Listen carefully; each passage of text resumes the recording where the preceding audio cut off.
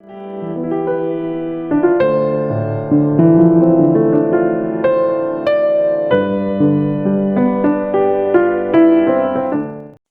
excelente día, bienvenido a Audioteca L.J. Saré. Hoy traemos: ¿qué comes? ¿Sigues de verdad una vida sana? ¿Sabes que una dieta de calidad es clave para fortalecer tu sistema inmune? ¿Que un buen patrón alimentario ayuda a prevenir la depresión, el Alzheimer o el cáncer de mama? ¿Que la COVID-19 se ceba con los hipertensos, cardiópatas y diabéticos? ¿Que la vitamina D reduce el riesgo de padecer infecciones agudas? Comer con ciencia y a conciencia resulta crucial en estos tiempos en que todos debemos estar fuertes para resistir. De eso trata este libro práctico, ameno y divulgativo, escrito por un epidemiólogo de prestigio, el Dr. Martínez González, y la periodista Marisol Guisasola. Descubriremos por qué es tan importante mantener unos buenos hábitos como aprender a detectar los bulos y las artimañas que la industria alimentaria y farmacéutica utilizan para manipularnos. Por fin un libro que habla claro y dice lo que nadie se atreve a decir. ¿Qué comes? Ciencia y conciencia para resistir, prólogo. Tienes en tus manos un libro escrito por un epidemiólogo y una comunicadora. Te va a interesar. Te darás cuenta de que decimos lo que nadie se atreve a decir. Comes varias veces cada día, quizás también picoteas entre horas, y eso es clave para tu salud y tu calidad de vida. Los alimentos que eliges en el supermercado no solo afectan claramente a tu salud, sino a la de los tuyos. ¿Sabes cómo comes? ¿Sigues de verdad una dieta sana? ¿Sabías que las personas obesas tienen 30 veces más riesgo de sufrir diabetes tipo 2 que las delgadas? ¿Que los alimentos ultraprocesados acaban capturando tu paladar y disparan tu riesgo de obesidad mórbida y sus terribles consecuencias? ¿Sabes qué dieta hay que seguir para prevenir la demencia y la depresión? ¿Sabías que a base de seguir la dieta mediterránea tradicional se han logrado reducir en un 30% los infartos, en más de un 50% los problemas de circulación y en más del 60% el cáncer de mama? ¿Qué comes? ¿Qué puede decirte a ciencia cierta un epidemiólogo sobre tu patrón alimentario? La epidemiología está de moda. Las pandemias la han convertido en trending topic. Necesitas conocer esto con la claridad de una comunicadora experta en divulgar temas de nutrición. Marisol Guisasola es la periodista de referencia en nuestro país en estos temas y la invité a ser coautora del libro. Hemos trabajado codo con codo y Marisol ha metido el machete a fondo en estas páginas para podar todo lo que yo escribí y podría sonar a tecnicismo o estaba en un lenguaje solo apto para científicos. Se lo agradezco infinito. El libro ahora es muy digerible, claro y amigable. Apto para todos los públicos. Pero la sustancia sigue íntegra, sin pelos en la lengua. Lo vas a entender muy bien y se te hará fácil y ágil su lectura. Te sorprenderá. Marisol Guisasola, además, ha redactado muchas aportaciones de su propia cosecha. Son los recuadros titulados ¿Sabías qué? Volviendo a la epidemiología, ¿quién era antes un epidemiólogo y quién es ahora? Hasta Brad Pitt se ha puesto recientemente ante las cámaras para imitar al epidemiólogo. El hecho es que las epidemias y los epidemiólogos han copado los focos y los platós televisivos desde febrero de 2020, cuando nos topamos de frente con la pandemia de la COVID-19. Nos creíamos que las enfermedades infecciosas ya estaban superadas, pero un pequeño virus vino a desestabilizar nuestras vidas.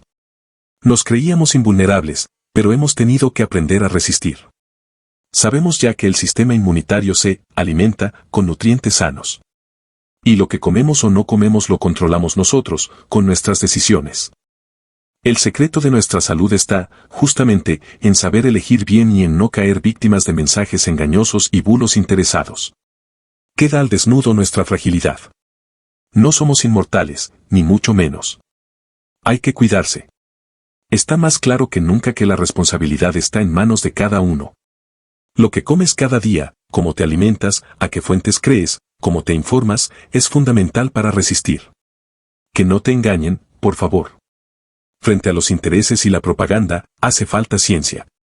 Frente a la manipulación comercial, necesitas también conciencia. Debes ser consciente de cómo es ahora tu nutrición y cómo debería ser. Te lo queremos contar del modo más ameno posible. Te va la salud y la vida en ello. La pandemia del coronavirus no es la mayor que ha padecido la humanidad en época reciente. Hay otras pandemias no infecciosas que siguen dañándonos, y mucho, cada día, y que están íntimamente relacionadas con la dieta, infartos de miocardio, infartos cerebrales, Alzheimer, cáncer de mama, cáncer de colon, depresión, diabetes y obesidad, entre otras.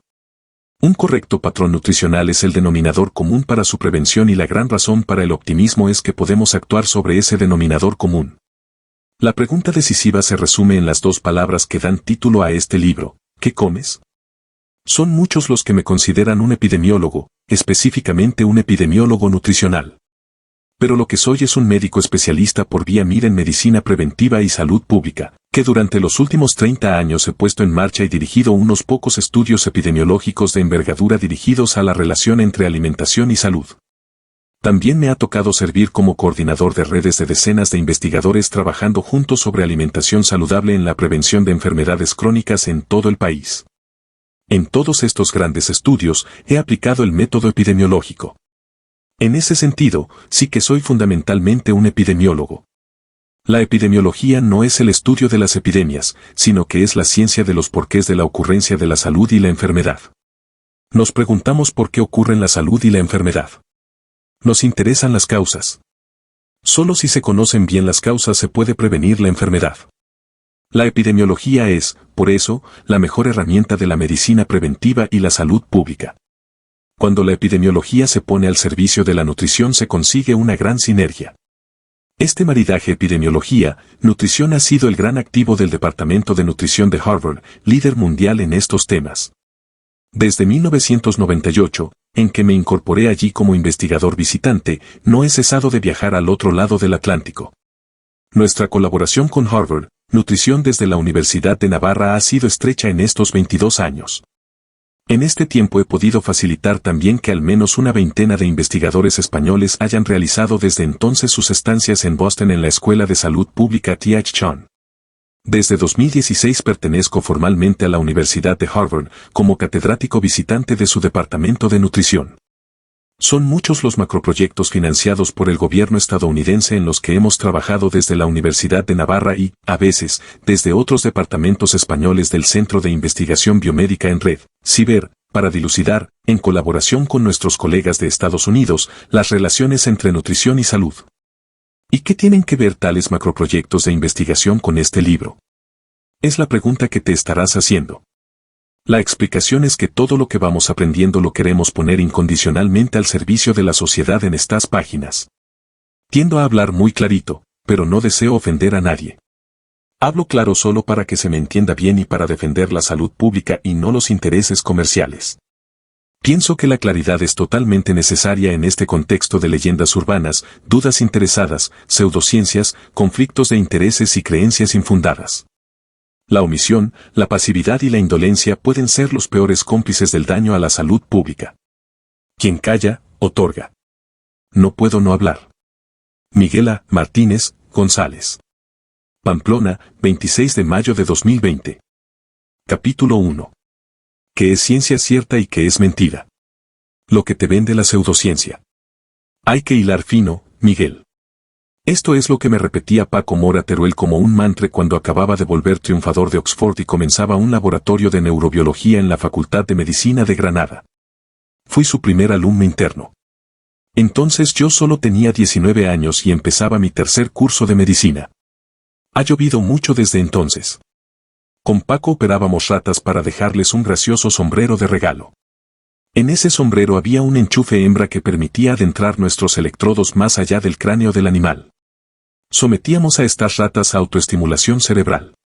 El animal descubría casualmente una palanca en su jaula y, si la operación había sido certera, empezaba el espectáculo de la autoestimulación. Una escena única y apasionante. La rata se ponía como loca a hacer clics sin parar en la palanca. Cada clic enviaba un estímulo eléctrico a su cerebro a través del enchufe hembra conectado a la palanca. Así se producía lo que se conoce como retroalimentación positiva. El animal parecía perder el control y se apagaba su interés por todo lo que no fuesen esos clics. Oye, Paco, ¿se ve que a la rata le gusta esto? ¿Es ahora una drogata? No hables así, Miguel. Solo sabemos que el animal está recibiendo un refuerzo positivo. No se puede decir nada más. Lo añadido es mera especulación subjetiva, y eso no es ciencia. Así era todo. Máxima prudencia. No concluir nada que fuese más allá del dato comprobado. No fantasear. Atenerse al puro hecho. Mi vocación científica se forjó en esos largos ratos en el laboratorio de neurobiología de Paco. No solo se me quedó grabado el mantra de hilar fino, sino también el recuerdo de la dependencia de estos animales sometidos a autoestimulación cerebral. Ese recuerdo me ayuda ahora a profundizar en fenómenos como la dependencia de alimentos, bebidas y tabaco, la bulimia nerviosa, el alcoholismo, el uso compulsivo de la heroína, el cannabis, la cocaína y también las adicciones sin drogas, como la pornografía o las apuestas. El refuerzo positivo ejerce un mecanismo cerebral, una especie de chute, placentero, pero pasajero, que favorece la adicción y que causa daños a la salud pública. Pero ese recuerdo me lleva también a admirar cada vez más la verdadera libertad humana, que puede superar lo meramente animal y desprenderse con señorío de dependencias y esclavitudes, para hacer a la persona humana dueña de su propia conducta. Hoy se le llama a esto empoderarse. En esos primeros años de mi inmersión en neurobiología no teníamos internet. Recibíamos un folleto, el Current Contents, que simplemente incluía fotocopias del índice de contenidos de varios cientos de revistas. Entonces pedíamos por carta, por correo postal, cada artículo interesante. Hoy, esto se resuelve en un periquete gracias al acceso en línea a las revistas en publicación anticipada. Soy afortunado porque la biblioteca de la Universidad de Navarra me permite acceder instantáneamente a miles de revistas científicas biomédicas a través de Internet. Para colmo, mi afiliación a la Universidad de Harvard me da acceso al sistema JALIS, uno de los más completos del mundo de bases de datos científicas y revistas biomédicas. Se han acortado los tiempos. Una fortuna para los investigadores científicos. El contrapeso es la falta de tiempo, agravada por el crecimiento metastásico de la burocracia, las reunionitis hipertróficas y las incesantes entradas de mensajes en el buzón del correo electrónico. Dicho lo dicho, hay que leer mucho. Hay que estar al día en ciencia para poder separar la verdad de la mentira. Para poder hacerlo, se requiere estar muy familiarizado con lo que ya es conocido y ha sido publicado en las principales revistas científicas del mundo. La mala ciencia o pseudociencia es, en cambio, una pobre caricatura de la ciencia. Para la pseudociencia, basta con aceptar sumisamente las primeras impresiones, sin filtro ni contraste alguno. En resumen, ignora lo que ya se sabe a ciencia cierta. ¿Sabías qué? ¿Por qué tanta gente se fía de los bulos? La pseudociencia se basa en el último chismorreo, la típica leyenda urbana o el manido sonsonete del siempre se ha dicho que. Sabe que el público general va a sentirse más atraído por la noticia más reciente y polémica o por la declaración de una celebrity. En resumen, prefiere los bulos y mentiras a los datos empíricos. Así proliferan las mentiras interesadas. Además de las redes sociales, esto también ocurre con los titulares de medios de comunicación que buscan tener gancho, los famosos anzuelos, para que el lector pique, y con las noticias tendenciosas dirigidas a explotar la rentabilidad de una terapia o un remedio milagroso. Dicho sea de paso, cuando leas la palabra milagroso en cualquier consejo de salud, no te lo creas. No hay milagros en ciencia. Al final, los consumidores y pacientes acaban pagando el pato, y son los que se incineran, literalmente, a veces. La reciente pandemia del coronavirus es un ejemplo claro de cómo gran parte de la población se fía más de bulos, propaganda y pseudociencia que de información constatada y fiable. ¿Por qué ocurre eso? Según expertos en comunicación de diferentes universidades, una razón es la rapidez con que se difunden esos mensajes a nivel global, a veces en cuestión de segundos. Otra es su teatralidad y facilidad de comprensión. Otra más es que permiten mantenerte conectado en momentos de aislamiento social, lo cual es positivo a nivel psicológico. Según estos especialistas, una constante de los bulos es que intentan provocar ansiedad, prestando más atención a los datos malos que a los buenos. Por eso es tan importante chequear los orígenes de las informaciones y noticias que circulan mediante la consulta de fuentes fiables, como webs de universidades, grandes hospitales y publicaciones de reconocido prestigio. Seguro que te has fijado en que muchas de las fake news que han circulado sobre la pandemia del coronavirus han intentado sorprenderte o inquietarte. Cuando eso ocurre, lo mejor es desconfiar y chequear debidamente la información. Otros signos sospechosos son que una noticia cite fuentes desconocidas, esgrima cifras de seguidores, likes, proponga la compra de productos comerciales o que se nota la legua que forma parte de un relato que trasluce su finalidad de hacer política a favor o en contra de un partido o un candidato concreto. Todo eso no quita reconocer que las redes sociales reflejan miedos y preocupaciones reales de la gente respecto a su salud. El problema es que el público acabe creyendo bulos solo porque le permiten intervenir en conversaciones sobre pandemias cuyas causas solo conocen expertos reconocidos o para acusar del problema a enemigos reales o irreales. Ese es el germen de múltiples problemas de salud y de muchas teorías conspiratorias. Marisol Guisasola. La pandemia de coronavirus, COVID-19 o SARS-CoV-2, que ha asolado el planeta desde enero de 2020 se ha acompañado de muchos bulos que se han difundido sin pausa por las redes sociales. Se han podido cometer errores a distintos niveles por fiarse de la pseudociencia. Han ocurrido muchas muertes y algunas de ellas podrían haberse evitado si se hubiese dado prioridad desde el principio a criterios verdaderamente científicos y aplicado en todo momento el buen método epidemiológico. Pero de esto hablaremos más en el último capítulo. Este libro le planta cara de frente a la pseudociencia, especialmente en el terreno donde más abunda, el de la relación entre alimentación y salud. Es penoso ver cómo tantas personas siguen los dictados de bulos sobre lo que debe comer hoy para no enfermar mañana. En ningún otro campo hay más mitos y leyendas urbanas que en lo relativo a la salud.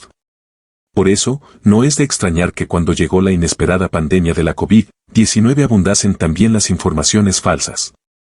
Durante las últimas 2 décadas, ha proliferado una auténtica selva de charlatanes que las redes sociales alimentan, impulsando el crecimiento de ese bosque asilvestrado y anárquico, sobre todo en nutrición. Las multinacionales y grandes corporaciones que venden productos insanos se frotan las manos. Lo mismo se aplica a empresas que venden remedios alternativos sin ningún refrendo científico, por ejemplo, pseudoterapias para prevenir o tratar la infección por coronavirus. Si no quieres que todos ellos continúen engañándote, sigue leyendo este libro, por favor. Y procura que otros lo lean. Les harás un gran servicio. ¿Cómo distinguir entre ciencia y pseudociencia? Reconocerás la verdadera ciencia por su estricto contraste de la verdad y su rígida prudencia. Ese contraste, o cribado, consiste en someter cada hipótesis científica, por ejemplo, que los frutos secos o el aceite de oliva virgen extra, AOV, pueden ser beneficiosos para las arterias, o que la hidroxicloroquina sea realmente eficaz para tratar la COVID-19, al filtro de un estudio riguroso, con métodos especialmente diseñados para destilar la verdad de la mentira. Se trata de quedarse solo con lo que está sustentado por datos científicos objetivos. Lo demás se debe desterrar. Hacer buena ciencia exige aplicar un juicio muy autocrítico a las conclusiones. Y nadie debe ser tan crítico como el propio autor. Hay que verificar a fondo qué sesgo podría tener cada investigación empírica que uno hace. El sesgo es peligrosísimo, ¿y qué es un sesgo?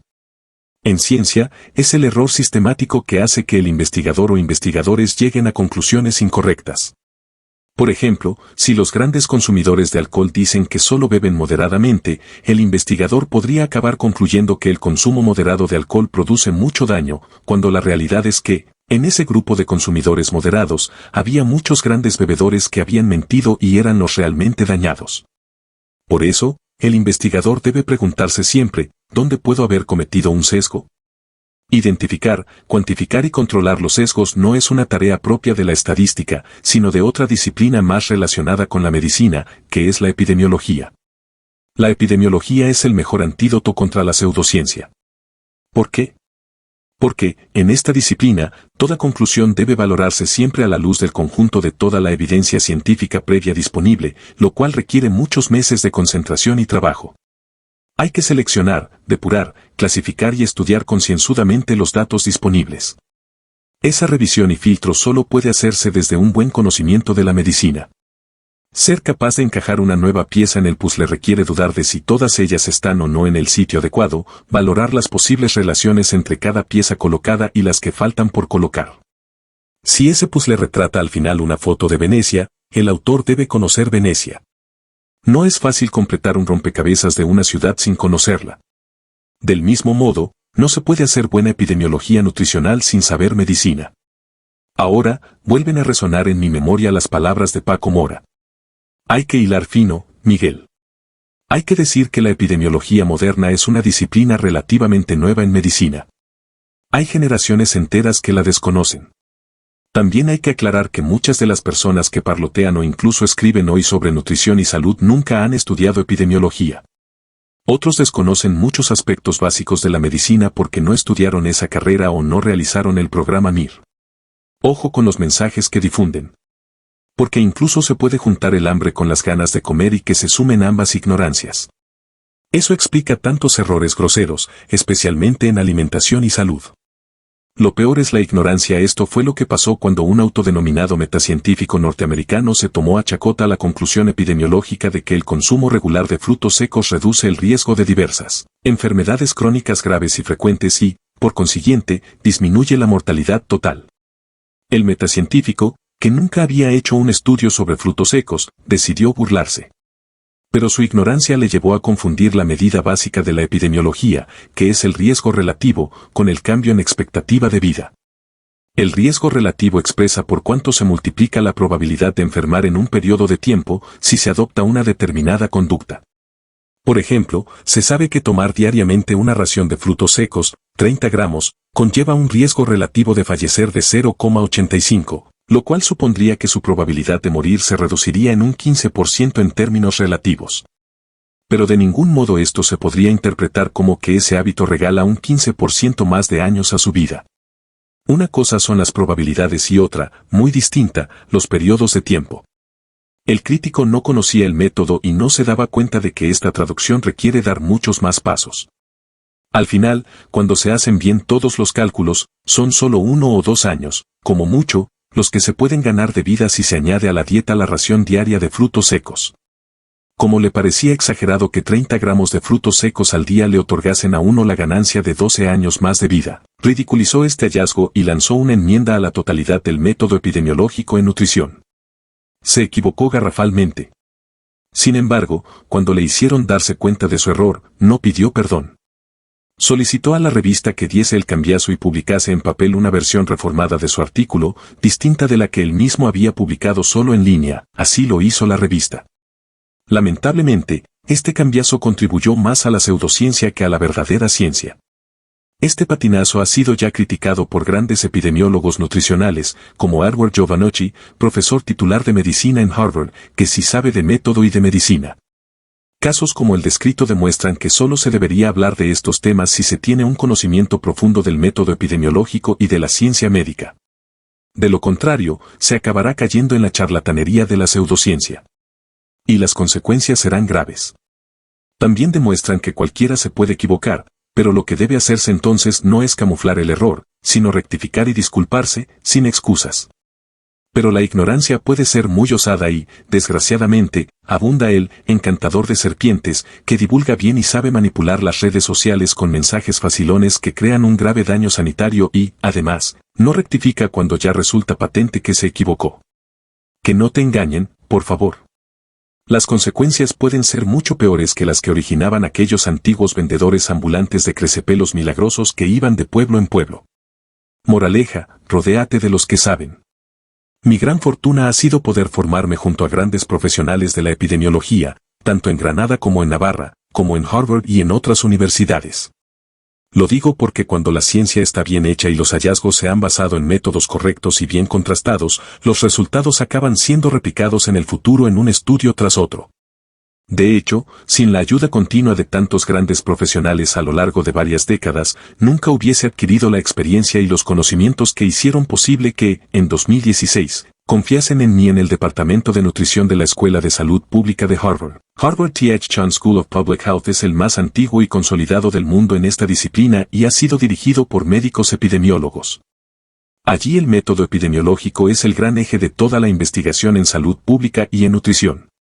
Asimismo, no ha existido en España ningún grupo con tanta influencia mundial en nutrición como el grupo de Predimed y Predimed Plus, que agrupa a más de 150 investigadores, actualmente incluidos en 23 centros reclutadores y otros 8 centros más de laboratorio y apoyo. Todos ellos son profesionales fiables, cuyo fin último es mejorar la salud pública. Ese debería ser el objetivo de todos los investigadores. ¿Sabías que? Importantes estudios de nutrición en España. Estas páginas recogen importantes estudios realizados por investigadores españoles que han influido mucho en la alimentación mundial. Se incluyen tanto los conocimientos adquiridos por los investigadores de la RAD como los del Departamento de Medicina Preventiva de la Universidad de Navarra. También se tiene en cuenta lo mucho que ha aportado el Departamento de Nutrición de la Escuela de Harvard T.H. Chan de Salud Pública. ¿Objetivo final? Poner los conocimientos más rigurosos y fiables en nutrición al servicio de la salud de las personas. Es muy importante difundir que, gracias a los macroensayos realizados en España, los mayores expertos en nutrición del planeta han situado a la dieta mediterránea, suplementada con AOV y frutos secos, como la mejor del mundo. Este libro recoge muchos de los conocimientos adquiridos con otro gran estudio español, el Proyecto SAN 7, también dirigido desde la Universidad de Navarra, y que comenzó en 1999. Actualmente, el SAN cuenta con 23.000 voluntarios que informan periódicamente sobre sus hábitos alimentarios, su estilo de vida, su medicación y su salud. Altamente fidelizados, no cobran nada por su colaboración. Quizás por eso, los datos que proporcionan son tan sinceros y válidos. Fin del primer episodio. Si te suscribes nos ayudas a continuar con el proyecto de leer al mundo. Audioteca L. J. Saré. Muchas gracias.